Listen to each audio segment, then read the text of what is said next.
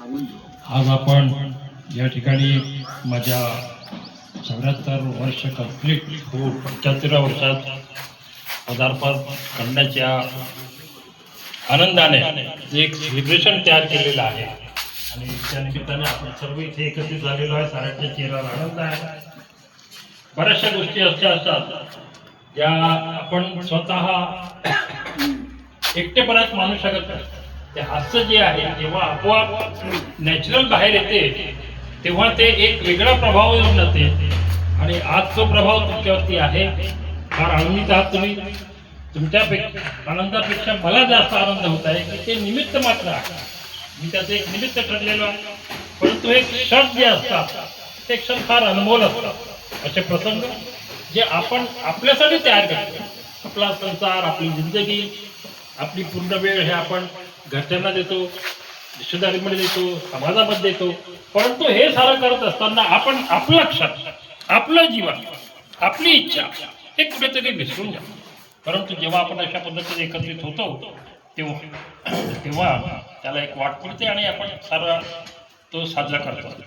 तर असं आजचे अध्यक्ष महोदय श्री रुपेजी, प्रमुख उपस्थिती श्री बावनकुळे साहेब आणि आपण सर्व यांचे मी अगदी मनापासून, अगदी बेबीच्या जेठापासून आभार व्यक्त करतो की आपण सर्वांनी हा माझा एक सेलिब्रेशन केलेला आहे. फक्त सांगत असताना हे जीवनाचं जे गुपित आहे ते बहुधा बऱ्याच लोकांना कळत नाही किंवा आपण इथपर्यंत कसे आलेलो आहे, कसं आपल्या समोरच्या योजना आहेत किंवा आणखी काय करायचं आहे. फक्त तो आपल्या परिवाराचा विचार करतो, समाजाचाच विचार करतो, पण तो स्वतःचा विचार करत नाही. तर त्याचीही एक स्टेज असते. ते पद्धतशीर आपण तिथपर्यंत येत असतो आणि ते आपल्याला माहितीही होत नाही. त्याच्यासाठी एक मी काही उदाहरणं तुम्हाला देतो की माणूस हा जो आहे कोणताही असेल, सर्वसामान्य माणूसही असेल, अगदी उच्च दर्जाचा असेल, त्याला उन्नतीची ही नेहमीच इच्छा असते. त्या ग्रस्ताला उन्नतीची ही नेहमीच इच्छा असते व त्याच्यात तो स्वाभाविक गुणधर्मही असतो. परंतु ज्यांच्याजवळ कल्पना, संकल्पना शक्ती आहे, ज्यांची तीव्र इच्छाशक्ती आहे, त्यांची उन्नती ही निश्चितच होत असते. कुठेही पहा, तीव्र इच्छाशक्ती ही आणि दृढ निश्चय हा माणसाला यशाच्या शिखरावर नेतो. त्याचे निश्चितपणे त्याला त्यात यश मिळते. इच्छाशक्ती जो मी शब्दप्रयोग केलेला आहे त्या थोडंसं आपण इतिहासात गेलो तर या इच्छाशक्तीच्या भरोशावर त्यांची तीव्र इच्छा असल्या कारणाने त्यांनी आपलं साध्य गाठलेलं आहे.